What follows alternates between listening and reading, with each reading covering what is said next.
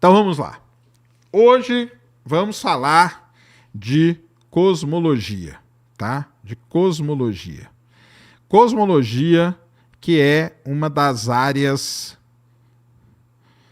mais intrigantes da astronomia, tá? Cosmologia, que é a área aí que estuda o quê? Cosmologia estuda a origem, a evolução e o destino do universo. É assim que a gente chama, tá? Então a cosmologia serve para isso, beleza? Cosmologia tem todo um estudo que é feito sobre cosmologia antiga, que é muito legal. Então, por exemplo, a Terra plana, vou falar aqui, ó, 10 segundos de Terra plana. A Terra plana faz parte de uma cosmologia, tá? Que cosmologia? Lá antigamente, há mais de 3 mil anos atrás, quando a gente não tinha noção nem de movimentos, de nada, o pessoal achava que a Terra era plana, aquilo lá era cosmologia para eles, tá? Então a cosmologia ela é uma ciência que ela está em constante evolução, tá? Ela está em constante evolução, beleza? Isso é uma coisa muito importante da gente entender sobre a cosmologia. Muito bem. Uma das coisas muito legais quando a gente começa a estudar cosmologia é entender um negócio chamado paradoxo de Olbers. O que é o paradoxo de Olber? Desculpa. O que é o paradoxo de Olber? O paradoxo de Olber diz o seguinte, o Filipão comentou aqui aquele dia. O paradoxo de Olber é assim, se cada estrela que está no céu é um sol, vamos supor que seja um sol, e se um sol só, quando brilha no nosso céu, ele clareia o dia, porque milhares de estrelas brilhando no céu, elas não deixam a noite como um dia. Ou seja, o paradoxo de Olbers é, por que a noite é escura, sendo que tem tanta estrela iluminando o céu? Esse é o paradoxo de Olber. E a gente pode dizer que isso aí é o começo do estudo da cosmologia. É entender isso. Isso é meio que entender o básico das coisas, tá? E aí a gente começa a ter uma noção do que acontece. Existem algumas respostas, né, para o paradoxo de Olber. Então vamos tentar responder o paradoxo de Olber? Vamos. Então por quê, né? Porque as estrelas que estão muito longe, por exemplo, podem estar escondidas atrás de algum material ali, né? Algum material opaco, tá? Isso aí não funcionaria muito bem. O universo, preste atenção, o universo poderia ter um tamanho finito. Ou as estrelas ocuparem somente um volume finito. Isso explicaria o fato do céu ser escuro. E aí vem duas outras respostas que são interessantes. O universo teria uma idade finita.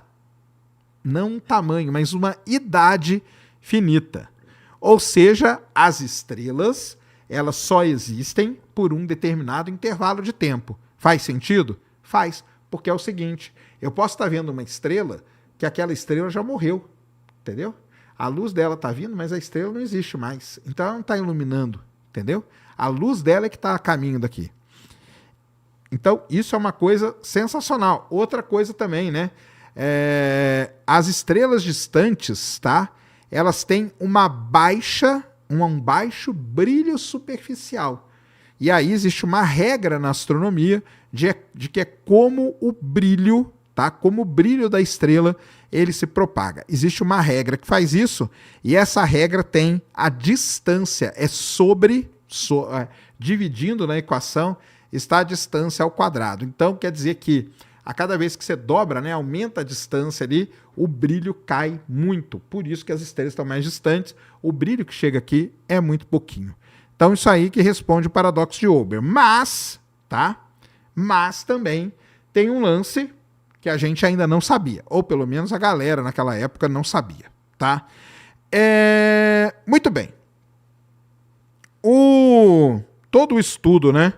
Todo o estudo da cosmologia, ele começa, na realidade, a ganhar, a ficar parrudo mesmo, em 1923, tá? Então, em 1923, a gente conhece pela primeira vez um negócio chamado da Lei de Hubble. A lei de Hubble mostra, né? As galáxias, elas têm um desvio para o vermelho, olha só que legal, à medida que aumenta a sua distância. Então, isso aí é uma regra básica dentro da astronomia hoje. Em 1923, um astrônomo muito famoso chamado Arthur Eddington, ele compilou uma lista de 41 galáxias, a maior parte delas medidas por quem? Pelo Vesto Slipher. Quem que foi o Vesto Slipher? Foi um dos primeiros caras a conceber esse lance de galáxia, tá? Então, 36 das 41 tinham redshifts, ou seja, se afastava para o vermelho. E 5 delas tinham blue shifts, ou seja, se aproximava, né? Afastava para o azul, tá bom? Se afastava para o azul. Então, só que olha só que interessante, tá? Isso aí foi medidas espectrais feitas daqueles objetos. Eles não sabiam que era galáxia ainda, tá? Então, aconteceu o quê? Aconteceu que em 1923, o Edwin Hubble, ele aponta o grande telescópio do Monte Wilson, um telescópio de 100 polegadas, o maior telescópio da Terra naquele momento. Ele aponta aquele telescópio para uma nebulosa espiral. E isso é uma coisa muito importante da história da cosmologia. Então, eu estou contando a história da cosmologia para vocês primeiro, tá? Ele aponta para uma nebulosa espiral. Quando ele aponta para lá, graças à potência do telescópio do Monte Wilson, ele consegue ali identificar uma estrelinha variável, uma variável cefeida que a gente chama. E com essa variável cefeida, ele pega as leis que a Henrietta Leavitt tinha determinado lá em Harvard, porque ela era uma das calculadoras de Harvard, e ela então, com o que a Leavitt tinha feito, o Hubble mede a distância até essa estrela variável e chega a uma distância absurda para uma galáxia, tá? A distância seria de 285 mil parsecs. Então, aquele objeto não poderia estar dentro da nossa galáxia pelo conhecimento que você tinha. E daí é que surge, então, o quê? O termo galáxia ou ilha do universo. Então, é assim que começa toda essa história. Para você ter uma ideia de como começou mesmo, né, tudo isso, alguns nomes bem importantes nesse início da cosmologia. Primeiro que foi a galera que descobriu o espectro eletromagnético, tá? Então, o espectro solar foi descoberto por Isaac Newton em 1666. Depois, as linhas escuras do espectro solar foram descobertas por William Wollaston em 1802. Olha quanto tempo depois, tá? Depois veio um cara muito importante em tudo isso, que é o nosso querido Joseph von Fraunhofer. Por isso que as linhas do espectro a gente chama de linhas de Fraunhofer, tá? Ele mapeou detalhadamente as linhas escuras do espectro, desenvolveu um equipamento para medir isso, que é o espectrômetro, o espectrógrafo que a gente usa até hoje, e catalogou dessa maneira centenas de linhas espectrais. Então, o Fraunhofer, esse cara aí, é muito importante tudo isso, tá bom? Depois veio o nosso queridíssimo Gustav Kirchhoff e o Robert Bunsen. O que esses caras fizeram? Robert Bunsen. Eles estabeleceram o princípio da análise espectral. Demonstraram que cada elemento químico possui uma assinatura única ali. E assim mediu o Sol, mediu outras estrelas e tudo mais. Então, isso aí é o início de toda essa história, tá? Eu já falei na semana passada sobre... Quando a gente falou sobre galáxia, não existia esse conceito de galáxia até 1923, quando Edwin Hubble faz aquela descoberta que eu falei. Tudo que você olhava no céu era conhecido como nebulosas. Algumas muito especiais eram as nebulosas espirais. Um cara muito famoso, muito importante na astronomia também, conhecido como Charles Messier, ele resolve fazer o seguinte, ele resolve olhar para o céu e ajudar os caçadores de cometa. A astronomia, durante muito tempo, ela foi só isso, caçar cometa, observar esses fenômenos. Ele fala o seguinte, eu vou observar o céu todo e eu vou catalogar objetos que podem ser confundidos com cometa e vou criar um catálogo. Com esse catálogo, o cara que for descobrir o cometa, ele aponta para um objeto. Se aquele objeto estiver no meu catálogo, ele sabe que aquele objeto não é cometa. E assim nasceu o famoso catálogo Messier, que tem ali 105 objetos, tá? E nesses objetos você tem, hoje, né, a gente sabe, desde nebulosa planetária até nebulosa causada por explosão de supernova, até outros tipos de nebulosa, de galáxias também, né, M87, M104, M101, é tudo galáxia que está no catálogo do Charles Messier, beleza? E aí, em 1755, um cara chamado Thomas Wright e um cidadão, um filósofo muito importante chamado Immanuel Kant, eles decidem criar um termo chamado ilhas do universo. Então, eles olham para aquelas nebulosas, para aquele catálogo do Charles Messier, e eles falam o seguinte: caramba, alguma dessas coisas aqui pode ser que não seja isso que ele está falando. Pode ser que seja um algo a mais, tá bom? E aí tem o nosso querido William Herschel, que era filho, né, do John Herschel, e ele consegue catalogar. Lembra que o Charles Messier fez 105 objetos. O Herschel, William Herschel, ele fez milhares de objetos, porque ele também usava um telescópio muito grande. E aí, o pessoal olhava para aquilo e ficava assim: caramba, isso aqui tem que ser uma outra coisa, cara. Não é possível que a gente está vendo um objeto que é apenas uma nebulosa. No início da década de 20, é criado, então, o que a gente chama hoje de o Grande Debate. O Grande Debate foi a conversa entre o Harlow Shapley e o Herbert Kurtz sobre a natureza das nebulosas espirais. Isso que é o grande debate na astronomia. Qual é a natureza das nebulosas espirais? Ou seja, eles estavam ali, ó, no limite para descobrir. Até que em 1923, usando o telescópio de 100 polegadas do Monte Wilson, o Edwin Hubble faz a descoberta de que Andrômeda, que era uma nebulosa espiral até então, ela é, na verdade, uma galáxia, e isso muda completamente a cosmologia para sempre. A nossa visão do universo, ela foi mudando ao longo do tempo. Desde os antigos, a Terra plana, a Terra no centro do universo, a Terra sai do centro do universo, as leis de Newton, as leis de Kepler, tudo isso são marcos na história da astronomia que foram mudando a nossa visão do universo. Mas a nossa visão do universo, ela muda drasticamente mesmo, drasticamente, com o nosso querido Edwin Hubble, quando ele descobre o que é galáxia. E aí, a história do Edwin Hubble, ela se mistura com uma outra história muito famosa dentro da astronomia, que é a história de um cara que vocês conhecem muito bem, chamado Albert Einstein. O Einstein, ele fez ali toda a teoria da relatividade. Quando Einstein ele faz a teoria da relatividade, ele considera, prestem atenção agora, ele considera o universo estático. Sim, para o Einstein o universo era estático. Por que o universo era estático para o Einstein? Porque antes de 1923 a gente não sabia nem o que se existia galáxia, nem o que eram galáxias, nada disso, não se existia esse conceito. Como que ele pode, então, fazer um universo em expansão se o universo, para ele, não existia galáxia? Beleza? Então, é criado o modelo do universo estático. Tranquilo, pessoal? O universo estático. O universo fica ali, paradinho, não tem problema nenhum, não faz nada, tá? Porque a gente não tinha esse conceito de galáxia antes. Então isso é muito importante.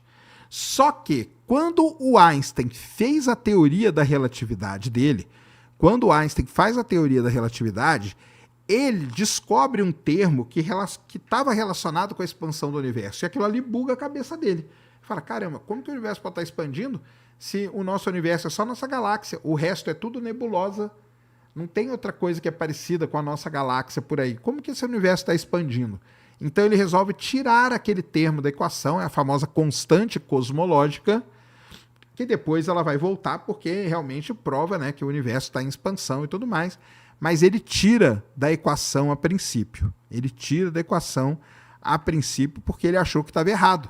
Aí é conhecido, né, como o grande erro do Einstein. O grande erro do Einstein foi esse aí, de ter tirado a constante a constante cosmológica das equações. Beleza?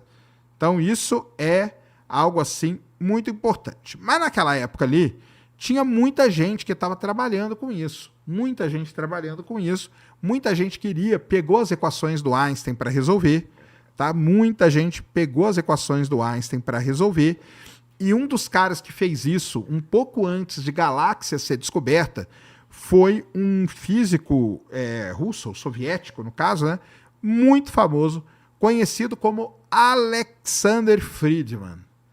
O Alexander Friedmann foi talvez o primeiro cara a resolver as equações, tá, do Einstein, e ele descobriu soluções para as equações do Einstein que descreviam um universo em expansão. Isso é sensacional, cara.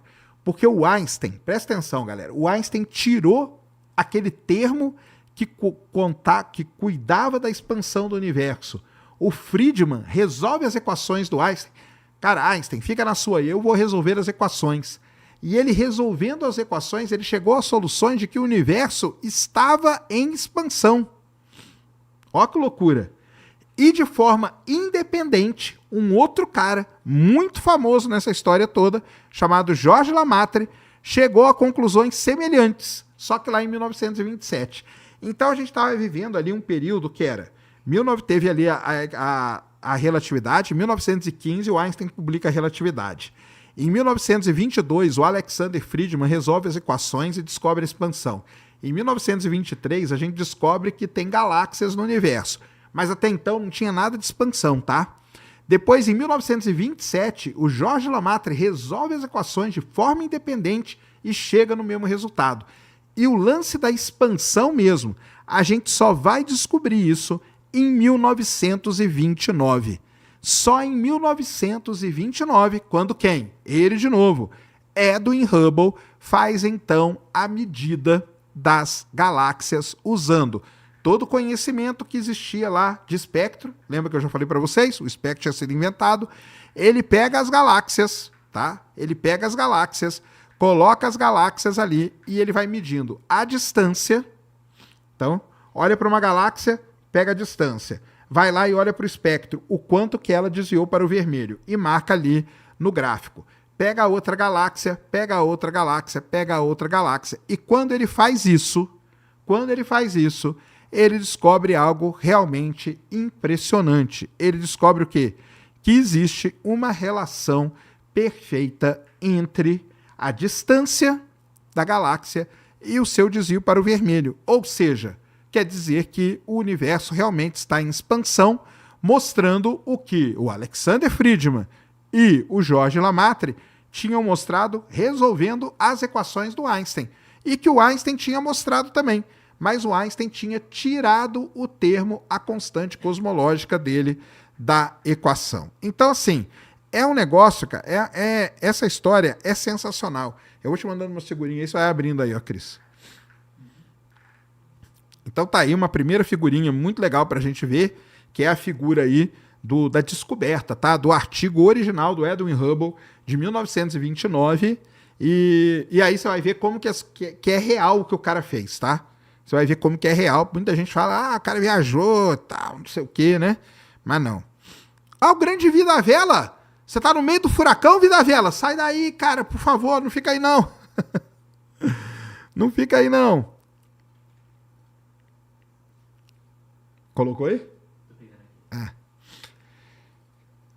Então, isso, joga aí na tela. Então, olha aí, pessoal. Então você tá vendo aí, ó, na esquerda tá escrito ali, ó, Hubble 1929. Cada pontinho daquele é uma galáxia. Aqui embaixo você tem distância em parsec, tá? E no eixo vertical você tem velocidade. Como que é medida a velocidade? Através da diferença do espectro, através do negócio chamado efeito Doppler. Pelo efeito Doppler você consegue medir a velocidade. Ele plota lá. Agora, prestem atenção que sensacional isso. Em 2001, esse cara aqui, Friedmann, que não é o Alexander Friedmann, é outro cara, em 2001... ele faz a mesma medida do Hubble. Olha aqui. Só que com muito mais galáxia. Ali você tinha 36 galáxias. Aqui você tem muito mais. Olha que legal. E ele chega à mesma reta, ó. A retinha lá, a retinha do Hubble. Olha a retinha do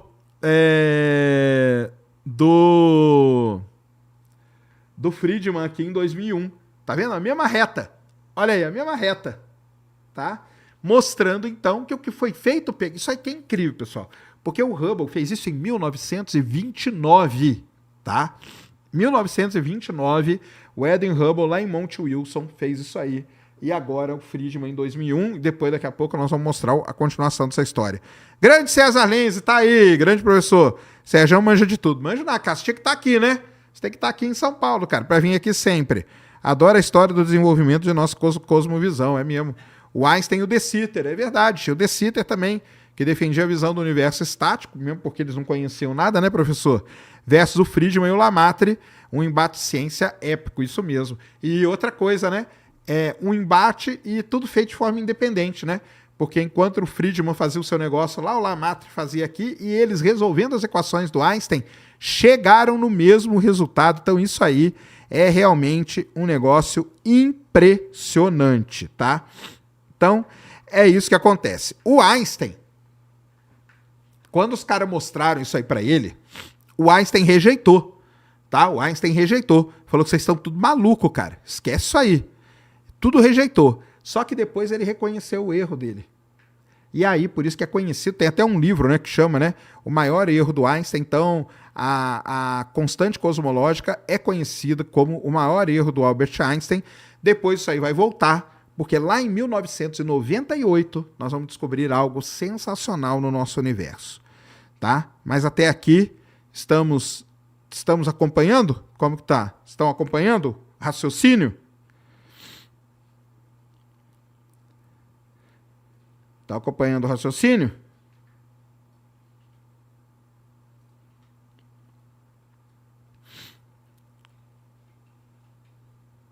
O que o Russo tá falando?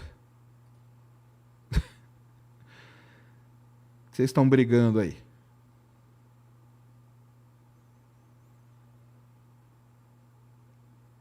O Einstein fez igual eu na prova, quando marco a resposta certa, mas depois eu vou e marco... É isso aí, o Einstein fez isso mesmo. O que está acontecendo aí no chat aí? Hã?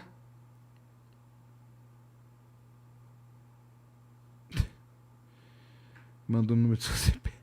Bane o Rua. Eu não tenho como banir, cara. O que ele está falando aí? A equação do efeito Doppler para que a luz, sua expressão que generaliza todos os casos do efeito Doppler, que é a alteração da frequência sonora luminosa, parece... É isso aí. Isso mesmo, Renata.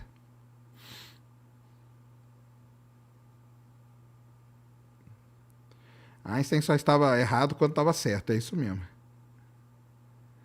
Sérgio, quando eu era criança, adolescente, queria ser cientista, adorava astronomia, ganhei medalha de prata na Olimpíada de Astronomia. Boa, mas crescendo na extrema pobreza, acabei desistindo. Opa, cara, então...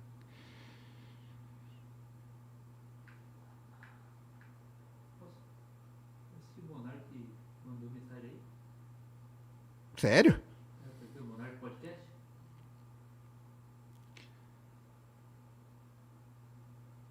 Não vi, não. Você mandou aqui pra mim? Não vi não. Beleza. Então, chegamos aí nessa questão, tá? Bem, a teoria da relatividade do Einstein, embora ele tenha errado e tudo mais, tá? Ele mudou muito, né? Mudou muito a nossa visão do universo, principalmente porque ele colocou lá o lance do espaço-tempo, né? Que a gente traduz como tecido do espaço-tempo, mas não é tecido, tá? Não é tecido. O Einstein, nessa visão dele da relatividade, a gravidade passa a ser a distorção deste meio conhecido como espaço-tempo, tá? Então é a curvatura do espaço-tempo que é criada pela gravidade, e isso gera consequências muito interessantes até chegar no caso do buraco negro. Tá? Então, a relatividade desvia a luz, né? Então, os campos gravitacionais eles desviam a luz, a gente usa isso hoje em lentes gravitacionais, a gente provou isso no eclipse total de 1919. Tá? Então, ela deu uma expandida. Lembrando que, né, se a gente vier nessa história de momentos que marcaram, que revolucionaram a astronomia. Newton foi uma grande revolução para a astronomia e depois o Einstein foi uma grande revolução para a astronomia também, com a teoria da relatividade. Então isso é muito, muito importante para tudo isso. Beleza? Então vamos lá. O universo estava lá, né? O nosso querido Alexander Friedmann e o Georges Lemaitre, né? Eles estavam ali. Quando se descobre que à medida, presta atenção agora, hein? À medida que você aumenta a distância, as galáxias estão se afastando com uma velocidade maior, o Hubble provou isso, beleza? Acontece o seguinte, o Georges Lemaitre propõe a ideia de um universo em expansão a partir do que ele chamou de átomo primordial, tá? Logicamente que no primeiro momento essa ideia não foi aceita. O Einstein não aceitou essa ideia, tá? Mas o que acontece? Ele fez o seguinte, na década de 40, o George Gamow, o Ralph Alpher e o Robert Herman refinaram essa teoria do Georges Lemaitre, prevendo que o universo primordial teria sido extremamente quente e denso. Prestaram atenção? E que à medida que ele se expandia, ele se esfriava. Teria passado por fases distintas, incluindo formação de núcleos atômicos leves, a nucleossíntese primordial, e eventualmente a liberação de radiação que deveria ser observável de alguma maneira. Olha que legal isso. Beleza? Tudo isso, um cara juntou tudo isso que foi falado, um cara chamado Fred Hoyle. E o Fred Hoyle, ele, ironicamente, deu um nome para esse negócio. Que nome que ele deu? Cadê Alexanders? Está aí hoje, The Alexanders? Cadê o The Alexander? É agora, hein? Agora é a hora, hein? Que nome que ele deu? Gangbang. Big Bang. Big Bang foi o termo cunhado, ironicamente, por um cara chamado Fred Hoyle. O Fred Hoyle, ele era defensor da teoria do estado estacionário. Durante uma transmissão de rádio em 1949, o Fred Hoyle falou do Big Bang. Tá? Apesar de ser um termo, né, de ter uma intenção para depreciar o que estava acontecendo, o que a descoberta, o nome pegou. E a teoria do Big Bang acabou ganhando. Então, agora, imagina, daqui a pouco comento. Ganhou uma ampla aceitação na comunidade científica. Daqui a pouco nós vamos mostrar por quê. Entendeu? Então é assim que surge a teoria do tal do Big Bang, do Gangbang, que o pessoal gosta, tá? Propõe o quê? Que o universo teve um início e tem evoluído desde então. Beleza? Foi desenvolvida, ela não foi criada num dia por uma pessoa, ela foi desenvolvida ao longo de muitos anos por muitos cientistas. Tá? Por muitos cientistas. Quem? Lemaitre participou, Gamow, Alpher, Herman, todos eles participaram do desenvolvimento da teoria do Big Bang. Todos esses caras aí, sim, são Big Banguistas, tá? Todos eles são Big Banguistas. Tranquilo? Todos eles são Big Banguistas. Então, é assim que surge, pessoal, a famigerada teoria do Big Bang. Agora, quase 5 mil pessoas aqui. Imagina, cara. Imagina. O Fred Hoyle, lá no descanso eterno dele, vendo os absurdos que são falados da teoria do... Nem ele, cara, nem o Fred Hoyle, que foi o cara que cunhou esse termo de forma pejorativa, ele falou tão mal do Big Bang como o Big Bang é falado hoje. Entendeu? Tá?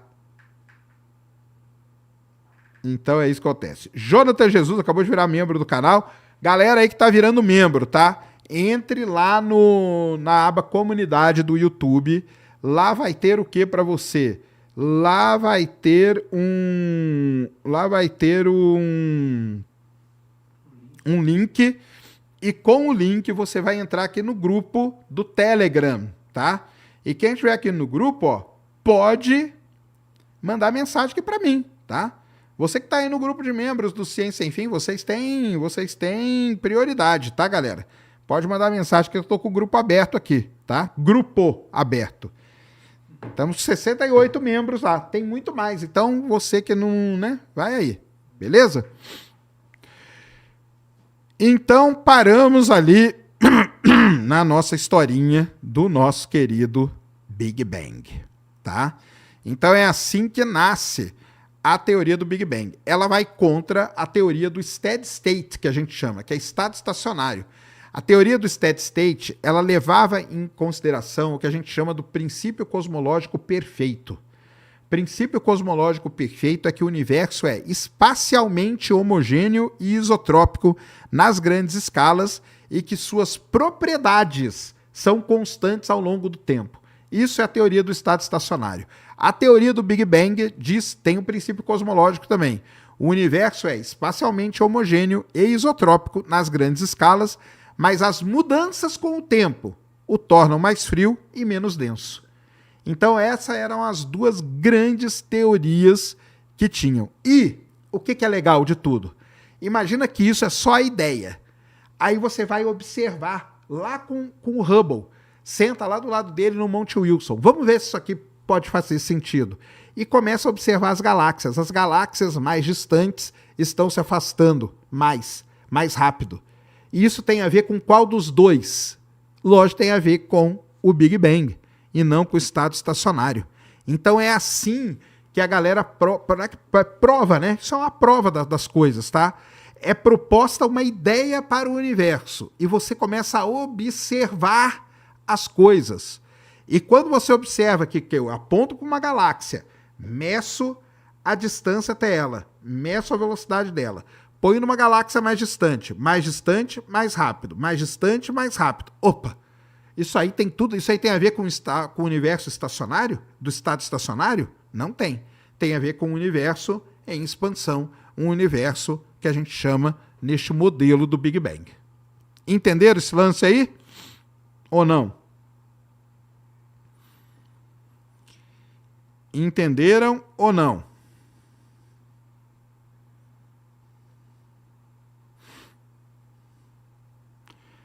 Beleza? Muito bem. O que vai acontecer, então, depois disso? O pessoal vai tentando, daqui a pouco eu vou falar de matéria escura e energia. Calma, galera. Estou tentando montar uma historinha para vocês, tá? Estou tentando. Não sei se vou conseguir, não. Beleza? Muito bem.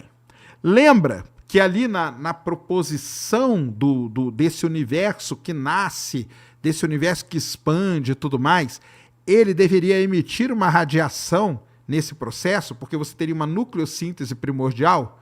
Essa é a chamada radiação cósmica de fundo. Isso quer dizer o quê? Caramba, se eu achar radiação cósmica de fundo, eu já tenho as galáxias. Se eu achar radiação cósmica de fundo, eu vou ter duas evidências que batem com o que foi proposto pelo modelo do Big Bang. Beleza? Então, vamos lá. Vamos atrás da radiação cósmica de fundo. Começaram a procurar de um jeito, do outro, tal, não sei o quê. Aí, dois pesquisadores que trabalhavam no Bell Laboratories, o Arno Penzias e o nosso querido Robert Wilson, em 1964, eles estavam tentando eliminar ruídos, fontes de ruído numa antena de rádio que eles tinham ali no Bell Laboratories. Tentavam fazer de tudo, chegaram até a limpar a antena, pensando que o que estava detonando a antena era cocô de pombo. Eles foram lá e limparam a antena e o ruído continuava. Aí, eles então falaram, cara, tem um ruído aqui. Isso que nós estamos vendo aqui não é um ruído. Isso aqui é um sinal mesmo que existe. Simultaneamente, um grupo de físicos teóricos liderado pelo Robert Dicke, lá na Universidade de Princeton, estava procurando exatamente o tipo de radiação que eles mediram na antena, que seria a radiação prevista pelo modelo do Big Bang. Isso aqui eu tô falando para vocês, pessoal, para vocês entenderem como a ciência ela é feita, tá?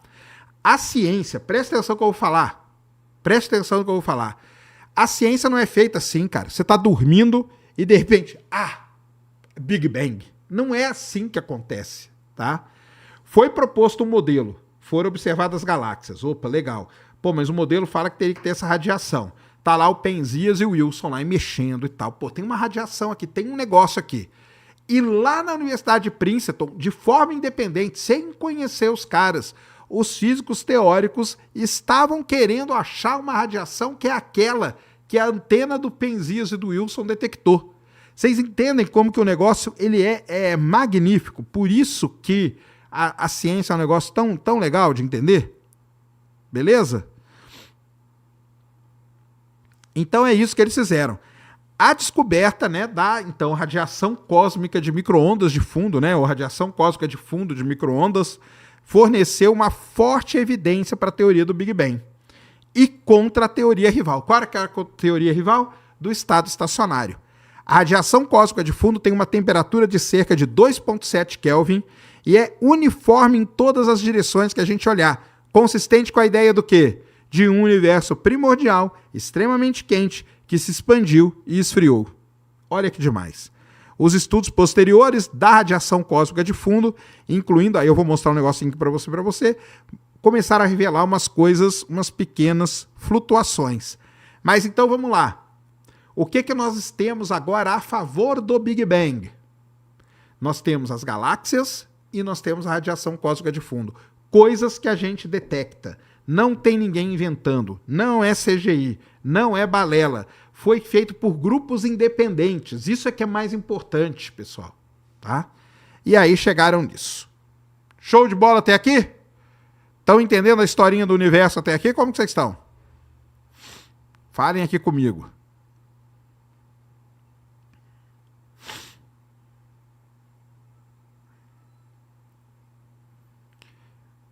Falem aqui comigo. Cadê? Ué, cadê meu? Parou de...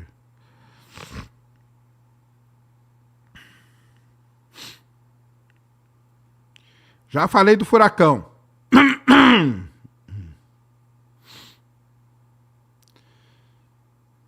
Show, entendi.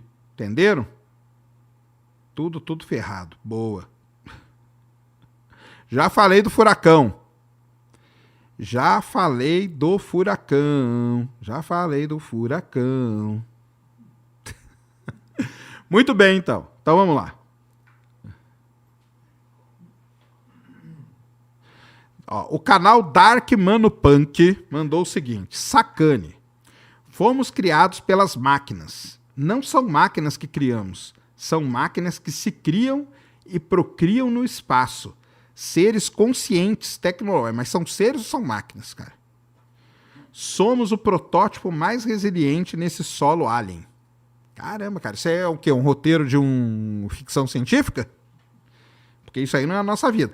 De novo, o canal Dark Manopunk. Manopunk, vamos lá. Vou te ensinar como que a gente faz ciência. Você está falando o seguinte: sacane, fomos criados pelas máquinas. Então a primeira coisa que tem que me mostrar é uma evidência que eu fui criado por uma máquina. Beleza? Qual é a evidência que vai me mostrar para isso? Não são máquinas que criam, não são as máquinas que a gente cria. São máquinas que se criam e procriam no espaço. Então, você tem duas coisas para mostrar para mim. Primeiro, uma máquina procriando e depois uma máquina dando origem ao ser humano. Mostrando isso, cara, eu acredito em tudo que eu vejo. Tá? Se eu mostrar isso, tamo junto. Tá? São seres conscientes, tecnológicos. E nós somos um protótipo. Só que é um protótipo que deu certo. E qual que é o projeto final, então? Vamos com calma, né, galera?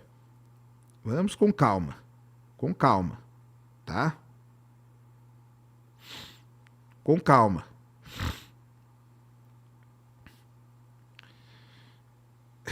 Um Autobot ou um Decepticon? Autobot. Let's roll. Não é isso que fala o Optimus Prime? Autobot, né? Amigo do Optimus, claro. Ai, ai. É isso aí. Muito bem. Aí, o que acontece? Falei da radiação cósmica de fundo. Quando que ela foi descoberta mesmo? Tá aqui, ó. Tudo anotado. Galera, eu fiz aqui, ó, um dever de casa lindíssimo para vocês, tá? Lindíssimo. Beleza? 1964, certo? Muito bem. Aí vem uma das missões espaciais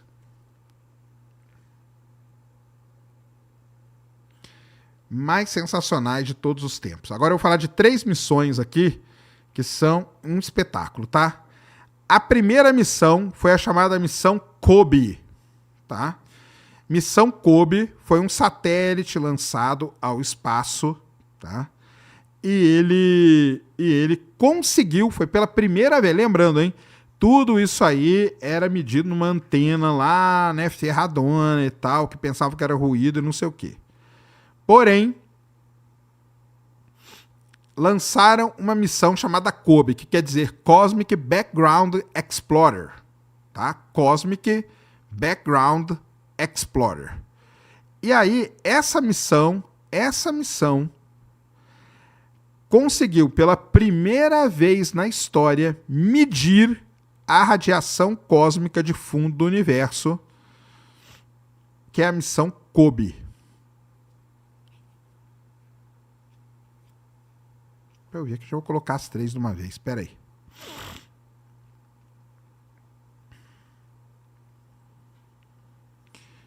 A missão COBE, então, ela conseguiu, tá, medir pela primeira vez a radiação cósmica de fundo no universo. Vamos começar com essas duas aqui, ó.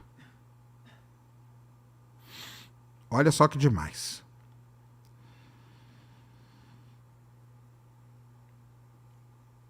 Porque é o seguinte, o cara lá dos Autobots lá, o cidadão dos Autobots, cara, você pode falar qualquer coisa, você tem que ir atrás das evidências. As evidências, elas têm que comprovar o que você está vendo, né? Então vamos lá, ó. Então, em 1964, o Penzias e o Wilson mediram lá na antena, tá? Coloca aí essa imagem que eu tô te mandando agora, Cris. Mediram lá com a antena do Bell Laboratories, que eles pensavam que era um ruído. Vocês vão ver qual foi a medida dele, tá? Vocês vão ver a medida aí a medida que eles fizeram. Então tá aqui, ó. Ali, ó, tá aquela antenona lá que eles mediram. A imagem daquela antena seria isso aqui, ó. Tá vendo? Não tem nada, mas tá vendo? Tem uma linhazinha ali no meio. Aquilo ali é a radiação cósmica de fundo. Eles não conseguiam tirar aquilo de jeito nenhum. Chegaram à conclusão que era uma radiação. Isso em 1964. Olha como você tem que ter paciência para fazer ciência, principalmente na astronomia. A gente só consegue mandar alguma coisa para o espaço para medir algo em 1992, que é o COBE, Cosmic Background Explorer. E ele faz essa imagem aqui pra gente. Olha a imagem do COBE aqui, ó. Tá vendo? O que são as cores? As cores é a variação de temperatura, tá? Você vê que é um negócio todo grosseiro e tal, né? Mas olha o que o COBE já mostra pra gente. Ele mostra que existem variações, que existem pequenas variações. E essas variações depois elas vão dar pano pra manga, que é muito legal, tá? Muito bem. Passaram-se muitos anos. 10 anos depois, a missão WMAP, uma missão da Agência Espacial Europeia chamada de WMAP, foi mandada para o espaço, que é a Wilkinson Microwave Anisotropy Probe, a famosa WMAP. A WMAP é mandada para o espaço e consegue, então, medir para a gente. Olha que maravilha de imagem, ó. Olha que maravilha de imagem. Mas você vê que essa imagem aqui, embora tenha variação, é mais ou menos tudo mais ou menos a mesma coisa. Ó. Tá dando pra perceber que é tudo mais ou menos a mesma coisa? Tá, não tá? Essa é a imagem do WMAP. Tá? Essa é a imagem do WMAP. Deixa eu colocar até uma imagem melhor aqui do WMAP para vocês. Ó. Então, Penzias e Wilson da antena, COBE, Cosmic Background Exploration, Wilkinson Microwave, né? Wilkinson Microwave Anisotropy Probe, tá? Para medir a anisotropia. E aí você vê que elas são bem... Ó, te mandando outra imagem aqui, ó, Cris, que é só ela aí.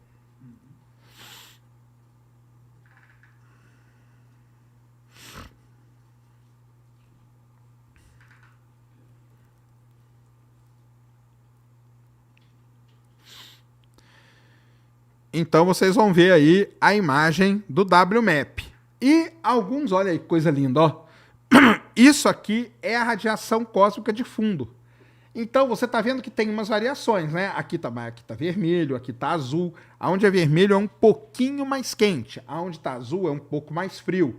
Então tem coisas aqui que o pessoal tenta entender o que é. Por exemplo, tem essa manchona bem fria. Essa manchona bem fria aqui, tem o pessoal que diz que é o encontro com um outro universo, que seria um universo encontrando com o outro, tá? Então seria isso aqui. E para terminar, a gente tem a imagem do Planck, que é um outro equipamento que foi mandado para o espaço, tá aí também, eu mandei para você, Cris. Então, Roger Penzias, COBE, WMAP e Planck. Todos eles comprovaram a existência de uma radiação cósmica de fundo que está de acordo com o que foi previsto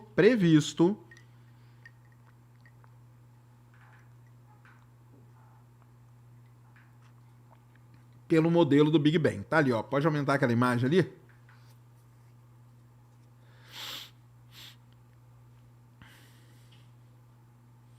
Olha aí. Então tá aqui, ó. Vendo? Então, isso aqui é a famosa radiação cósmica de fundo do universo. Então, o que nós temos já? Nós temos uma coisa muito interessante. Nós temos uma ideia de como o universo se formou e nós temos, então, toda essa ideia aí dessa radiação cósmica de fundo. Radiação cósmica de fundo e também o nosso querido expansão, né, velocidade de recessão, que a gente chama, das galáxias.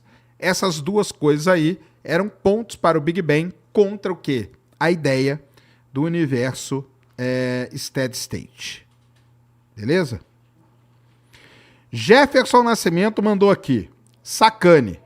Estamos próximos de transferir nossas consciências para máquinas, para que, devido à fragilidade do corpo humano, através dessa transferência de consciência, possamos povoar outros planetas? Não, cara, não vai acontecer isso, tá? Pode ficar tranquilo.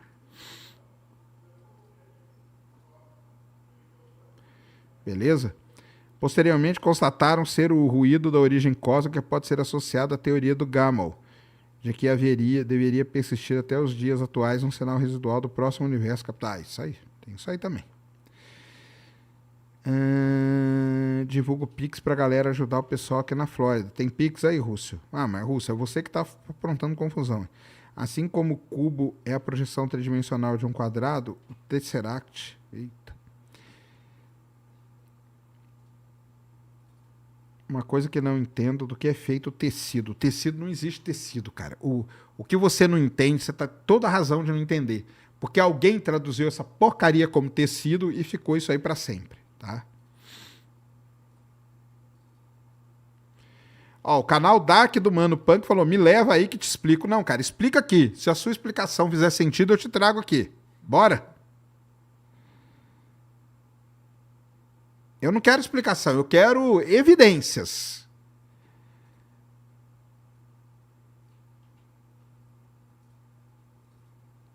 Existe relato de tornados e terremotos em outros planetas?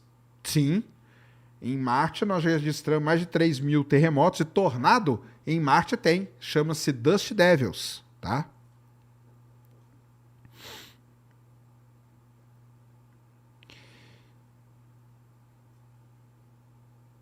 Dizem que o universo é plano, ao invés de... Daqui a pouco eu falo isso aí.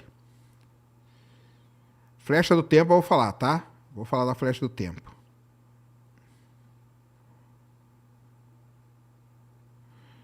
Eu não quebro ninguém não, cara. Eu só pergunto pro cara pra ele me dar aí uma evidência, cara. Se ele me der uma evidência, tá bom. Não precisa ser muitas, não.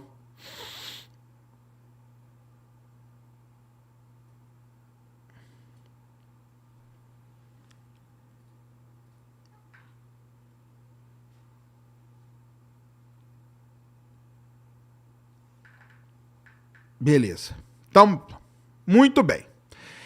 Com isso, então, se nós chegamos à conclusão de que tem galáxias se afastando de nós, que tem uma radiação cósmica de fundo que a gente conseguiu detectar, o pessoal conseguiu então, né? Então vamos supor assim, né? A teoria do Big Bang tinha grandes evidências ali para ela. Com isso, tá? Com isso, os pesquisadores começaram então a bolar uma cronologia para a história do universo. Uma cronologia para a história do universo. Então, vamos lá. A cronologia dos primeiros momentos do universo é dividida em várias épocas distintas. A primeira é conhecida como a Era de Planck, que é até 10, presta atenção agora, 10 elevado a menos 43 segundos após o Big Bang. É o período mais primitivo, onde as leis da física conhecida nem se aplicavam. Veio então a grande unificação, a era eletrofraca, a era quark, a era radônica, a era leptônica, que são as partículas que vão formando os hadrons, os quarks e os leptons, tá? Cada uma dessas eras caracterizadas por eventos específicos na evolução do universo primordial, como a separação das forças fundamentais e a formação de diferentes tipos de partículas, hadrons, quarks, leptons. Beleza? Aí, o que acontece? Algumas coisas não se encaixavam nisso aí. E é aí que o pessoal pega no pé, tá? Por exemplo, a inflação cósmica, né? Então, um pesquisador chamado Alan Guth, em 1980, ele propôs a inflação cósmica como sendo uma extensão da teoria do Big Bang. Ela postula o quê? Que o universo passou por um período de expansão exponencial extremamente rápida nos primeiríssimos instantes da sua existência, entre 10 a menos 36 e 10 a menos 32 segundos. Durante esse breve período, o universo teria expandido por um fator de pelo menos 10 a 26, aumentando de tamanho mais rapidamente do que a velocidade da luz. O que é permitido pela relatividade geral, já que é o espaço em si que está se expandindo. Isso a galera não entende, né? Porque não é uma coisa que está andando ali no universo, mas o espaço é que está se expandindo. Então pode acontecer de ser mais rápido que a luz. Essa expansão rápida explica por que o universo parece tão uniforme em grandes escalas e por que é geometricamente plano, como a gente diz. Tá bom? O legal é o seguinte, e é aí que entra uma das grandes críticas, né, a esses modelos todos. A inflação, quando você coloca o termo inflação cósmica, que é essa rápida expansão no curto espaço de tempo, ela resolve vários problemas da cosmologia, tá? O problema do horizonte é resolvido porque as regiões do universo que parecem não conectadas hoje teriam estado em contato antes da inflação. O problema da planaridade, porque a inflação teria alisado, né, que o pessoal gosta de falar, quaisquer curvaturas iniciais do espaço-tempo. Além disso, a inflação fornece um mecanismo para a origem das flutuações de densidade que levaram à formação das estruturas no universo. Então, a gente consegue, colocando este termo inflação cósmica ali, chegar a arrumar vários problemas da nossa teoria. Muita gente critica, fala que a inflação cósmica não existe, mas existem aí grandes trabalhos, a própria bariogênese aqui, ela trabalha com inflação cósmica. O Bingo é um observatório que quer tentar descobrir algo com relação à inflação cósmica, e essas coisas podem estar relacionadas com matéria escura, energia escura e coisas do tipo. Beleza? Tá bom? Então, essas flutuações quânticas primordiais que acontecem ali graças, né, à inflação cósmica, beleza? Essas pequenas flutuações é que acabam, através da lei ali de perturbação, elas acabam se amplificando e dando início às primeiras estruturas do universo. Beleza? Elas crescem sob a influência da gravidade, e regiões mais densas atraem mais matéria, tornando ainda mais densa, enquanto as menos densas ficam sem matéria. E aí, com isso, se cria aquilo que eu mostrei na semana passada, que é a teia cósmica. Por que a teia cósmica é daquele jeito? Porque a gente tem lugares onde a matéria se concentrou mais, ganhando mais massa, atraindo mais, com força gravitacional maior, e regiões com menos massa. E é isso que aconteceu pelo universo. E quando acontece isso, acontece a formação das primeiras estrelas do universo, que são as estrelas famosas, né? As estrelas de população 3, e pequenas protogaláxias, que são, então, a semente das grandes galáxias que a gente vem hoje, das galáxias que a gente tem hoje. Então vamos lá. Entra o James Webb na história. O que ele descobre lá no início do universo? Essas sementes propostas aqui. Ainda não descobriu as estrelas de população 3, mas quando ele encontrar as estrelas de população 3, essa teoria aqui vai fazer muito sentido. Beleza? Graças a quem? Graças ao James Webb. Tranquilo?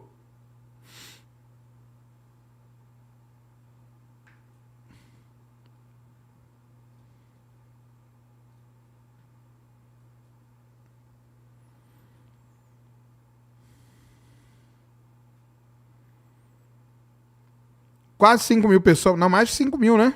5.500 pessoas aqui com a gente, muito obrigado a todos.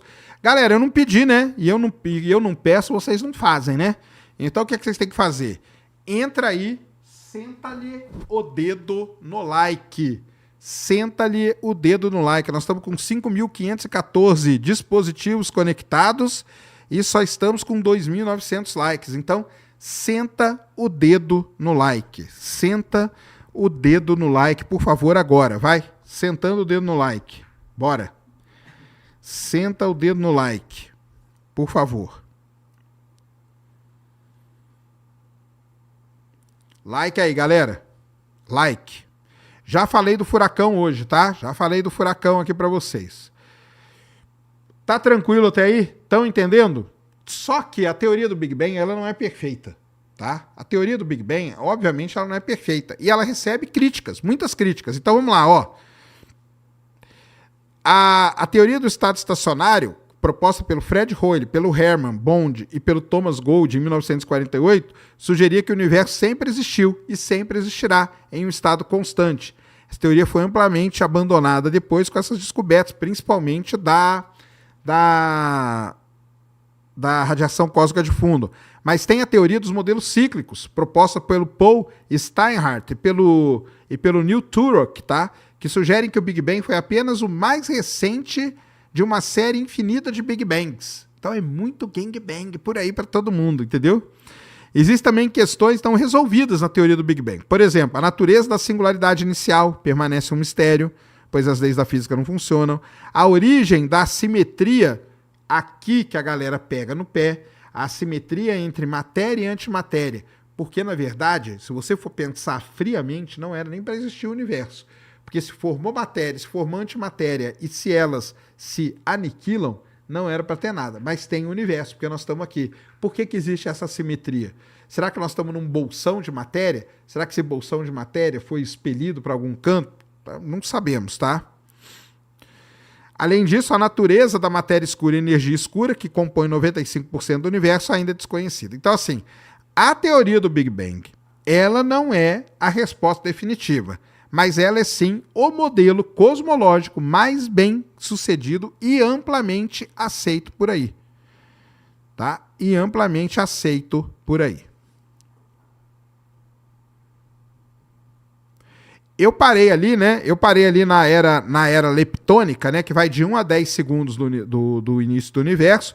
Depois teve a era da nucleossíntese, onde formou os primeiros núcleos leves. E aí veio a era da recombinação, que é de 380 mil anos, que é a da radiação. Tá? Primeiros átomos neutros são formados. Beleza? Então, só para completar, vamos lá. Era do Planck, era da grande unificação, era eletrofraca, era de quark, era radônica, era leptônica, era da nucleossíntese, era da recombinação, depois vem a reionização e aí o universo segue da maneira como a gente conhece. Muito bom?